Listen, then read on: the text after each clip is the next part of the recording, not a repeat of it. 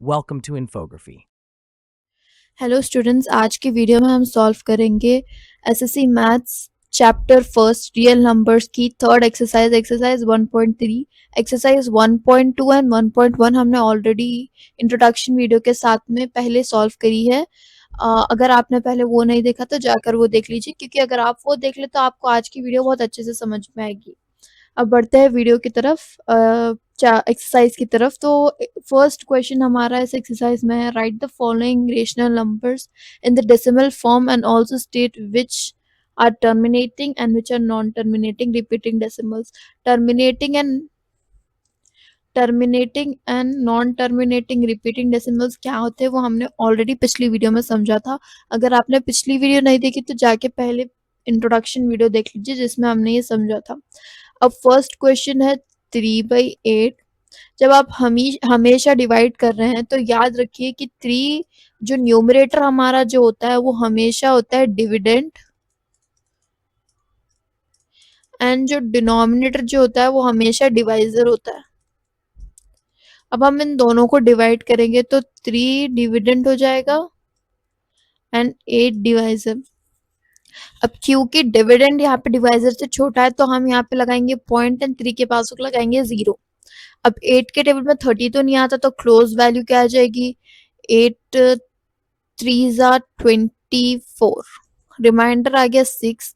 अब हमारा 6 जो है वो छोटा है 8 से, तो हम फिर एक 0 लगा देंगे, तो आ जाएगा 8 7 ज़ा 56, रिमाइंडर आ गया 4। अब फिर 4 जो है वो 8 से छोटा है तो हम लगाएंगे फिर एक 0, आ जाएगा 8 5 ज़ा 40, रिमाइंडर आ गया 0। तो यहाँ पे हमें 3/8 आ गया 0.375।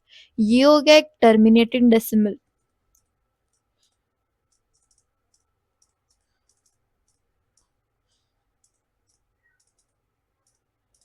क्योंकि 0.38 ऑनगोइंग नहीं है, ये इसका क्वेश्चन जो है वो रुक रहा है 0.378, ये ऑनगोइंग नहीं है। अगर ये कभी खत्म नहीं होता इसका क्वेश्चन तो हो जाता है नॉन टर्मिनेटिंग। इसलिए हम सेकेंड क्वेश्चन देखेंगे। सेकेंड क्वेश्चन है 229/400। नेक्स्ट पेज में सॉल्व करते हैं। अब यहाँ पे हमने देखा था ये हमारा डिविडेंड हो जाएगा क्योंकि ये न्यूमरेटर है, ये हमारा डिवाइजर हो जाएगा जो कि डिनोमिनेटर है। तो आ जाएगा हमें कुछ ऐसा 229/400। अब क्योंकि 229/400 से छोटा है तो हम यहाँ पे एक 0 लगा देंगे। अब 400 इंटू 5 अगर हम करें तो हमें आंसर आ जाएगा 2000, तो हम ले लेंगे यहाँ पे 0.5 जो जाएगा 2000। हमारा आंसर यहाँ आ जाएगा 290, रिमाइंडर आ जाएगा 290।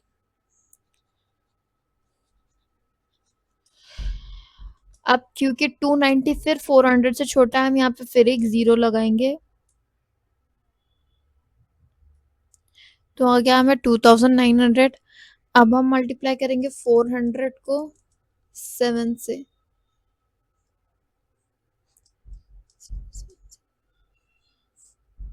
24, तो हमें आ गया 2400।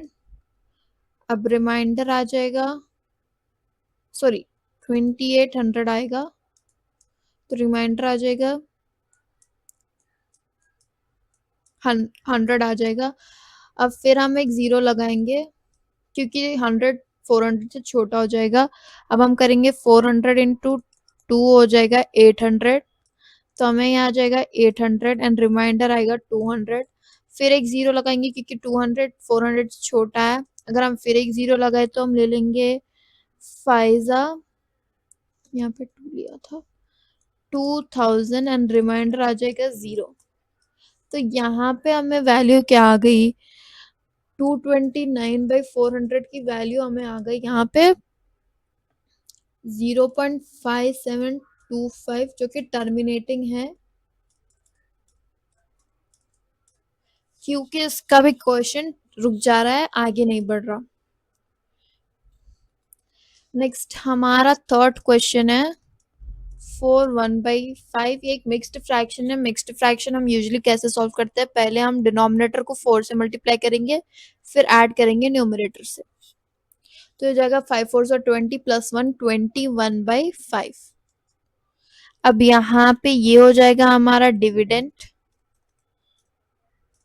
एंड 5 हो जाएगा हमारा डिवाइजर। तो हम करेंगे 21 इंटू 5, 5 4 ज़ा 20, रिमाइंडर आ गया हमारा। पॉइंट लगा के मैं एक जीरो लगा दूंगी, तो 4 5 ज़ा 4 2 ज़ा 10, रिमाइंडर आ गया 0। तो हमें आ गया 4 1/5, हमें आ गया 4.2 जो हो गया एक टर्मिनेटिंग डेसिमल।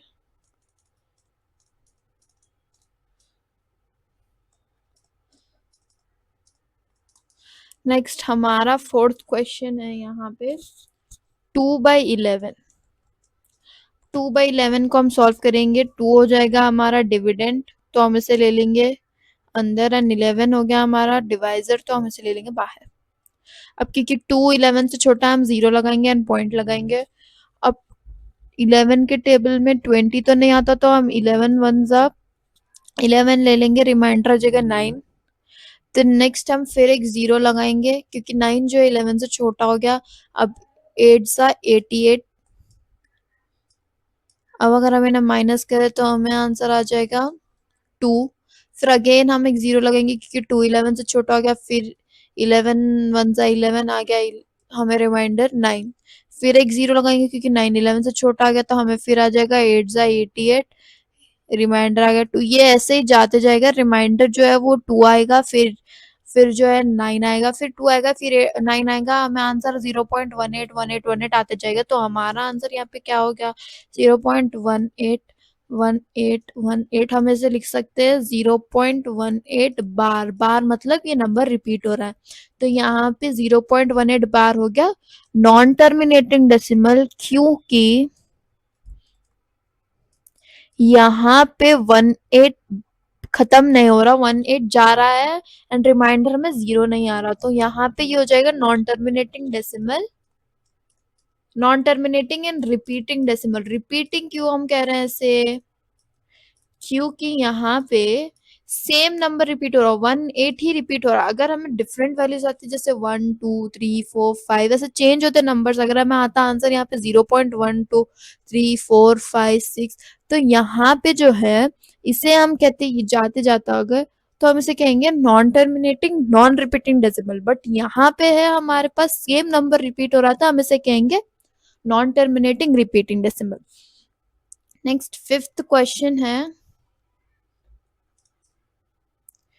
8/125। यहाँ पे 8 हो जाएगा अगेन डिविडेंड एंड 125 हो जाएगा डिवाइजर। तो अब हम इसे जो है यहाँ पे हम डिविडेंड को अंदर ले लेंगे एंड डिवाइजर को बाहर ले लेंगे, देन आप जीरो लगाएंगे क्योंकि फिर नंबर छोटा हो रहा है, तो हम पहले जीरो लगा लो, फिर जीरो सा 125 जीरो सा जीरो जाएगा, फिर 80 आ जाएगा, फिर नंबर छोटा है तो हम यहाँ पे फिर एक जीरो लगाएंगे। यहाँ पे आप करो एंड आपको आंसर क्या आ रहा है आप खुद से सॉल्व करो, ताकि आपको समझ में आ जाएगा कि ये कैसे करते हैं, आपको इजी हो जाएगा ये।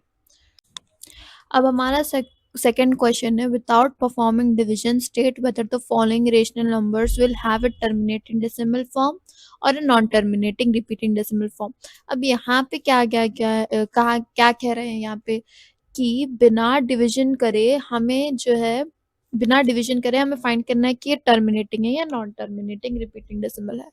तो पहले फर्स्ट क्वेश्चन है हमारा 13/3125। यहाँ पे हम फाइंड करेंगे कि हमारा आंसर टर्मिनेटिंग है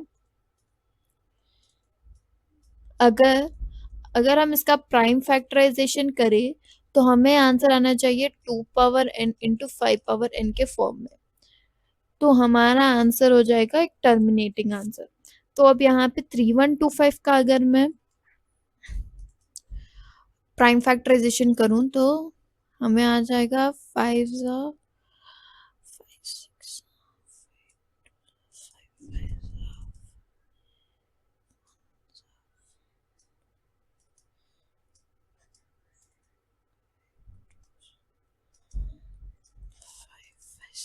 तो हमें आ गया यहाँ पे 5 × 5 × 5 × 5 जो हो गया 5⁴। अब हमें जैसे मालूम है a⁴ होता है 1, तो हम यहाँ पे लिखेंगे 5⁴ × 1। 1 को मैं ऐसे भी लिख सकती हूँ 5⁴ × 2⁴, क्योंकि a⁴ अगर a की जगह पे हम 2 डाल दे तो 2⁴ भी 1 ही हो जाएगा। तो यहाँ पे मैं 1 की जगह पे 2⁴ डालूंगी। तो अब यहाँ पे मैं लिखूंगी इसे 13/5⁴ × 2⁴। तो ये हो गया एक टर्मिनेटिंग डेसिमल के फॉर्म में। तो 13/3125 एक टर्मिनेटिंग डेसिमल है।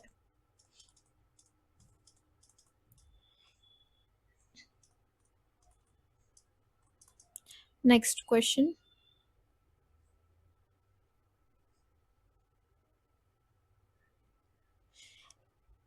11/12। अब नेक्स्ट 12 का मैं फैक्टराइजेशन करूं तो मुझे आ जाएगा 2 6 12, 2 3 6 एंड 3 1 तो मुझे आ गया यहाँ पे 2 × 2 × 3। तो मैं से लिख सकती हूँ 2² × 3।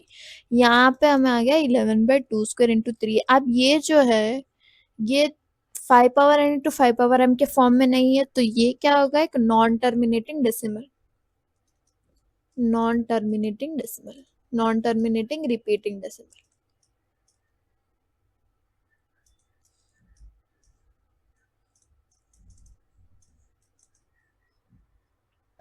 क्या, एक non terminating repeating decimal. Next question है हमारा, थर्ड क्वेश्चन है 64/455। अब यहाँ पे मैं 455 का प्राइम फैक्टराइजेशन कर लूंगी तो मुझे क्या 5 9 5 1 and 7 1 7 3 21। फिर मुझे आ जाएगा 13 1 13। यहाँ पे देखो 5 की टेबल में 45 9 आता है, 1 बच गया तो 5 5 1 5, 7 1 7, यहाँ पे 2 बचेगा तो 7 3 21, देन 13 1 13, 13 प्राइम फैक्टर है तो प्राइम नंबर है तो हम इसे आगे नहीं कर सकते। तो हम यहाँ पे हमें आ गया 5 × 7 × 13। तो मैं ऐसे लिखूंगी 64/5 × 7 × 13। अब ये जो है 2⁴n × 5⁴m के फॉर्म में नहीं है, तो ये हो गया एक non terminating non repeating decimal.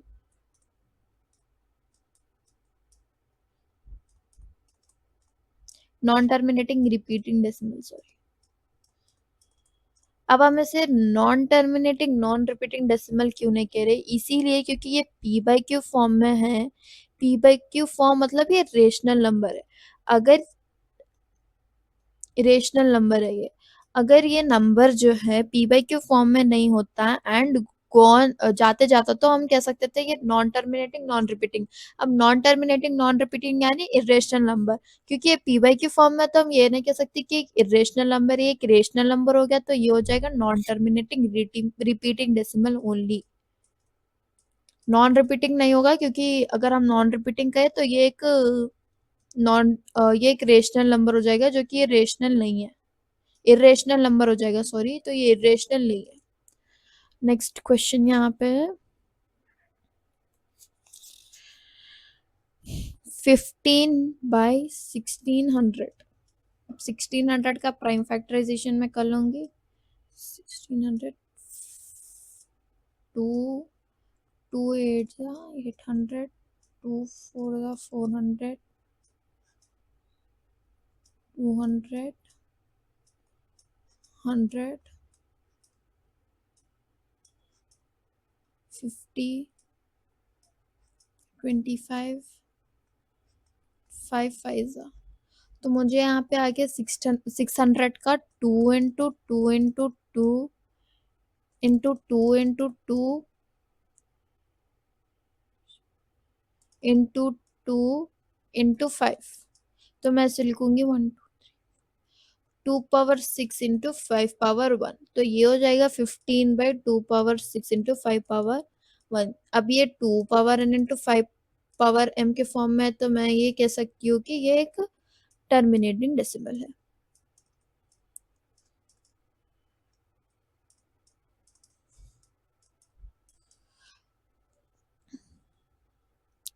Next है 29/343। 343 का प्राइम फैक्टराइजेशन मैं कर लूंगी तो मुझे आ जाएगा 7 4 28, 6 आ गया, 7 9 7 7 49 एंड 7 1 7। तो मुझे आ गया ये एक 7 क्यूब, 7 × 7 × 7। तो मैं इसे लिखूंगी 29/7 क्यूब। अब क्योंकि 7 cube 2 power n × 5 power m के फॉर्म में नहीं है तो ये हो जाएगा एक नॉन टर्मिनेटिंग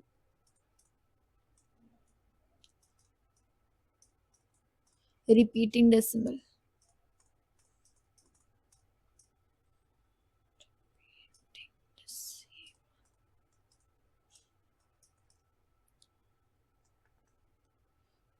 नेक्स्ट क्वेश्चन है हमारा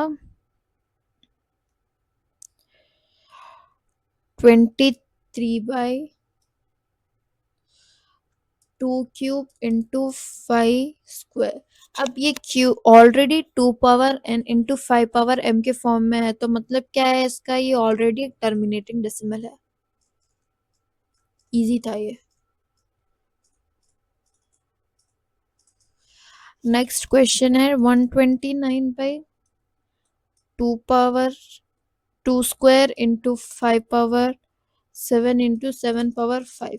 अब यहाँ पे ये तो 2 पावर n × 5 पावर m के फॉर्म में, बट यहाँ पे 7 पावर 5 एक्स्ट्रा है तो ये भी एक नॉन टर्मिनेटिंग रिपीटिंग डेसिमल हो गया।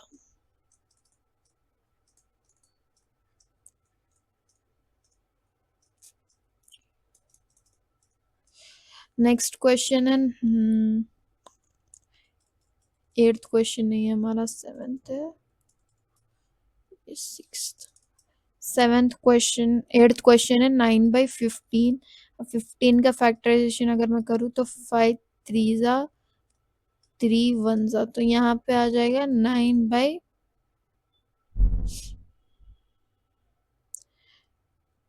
× 3। तो 5 × 3 जो है वो एक 2 पावर n × 5 पावर m के फॉर्म में नहीं है तो ये भी हो गया non terminating non repeating, non terminating repeating, sorry. Next 9th question है 36/100। अब 100 को मैं कर लूंगी तो 2 50 2 25 देन 5 1 तो यहाँ पे मुझे आ गया 36/2 × 5। तो ये होगा 2 पावर n × 5 पावर m के फॉर्म में तो ये भी हो गया टर्मिनेटिंग डेसिमल।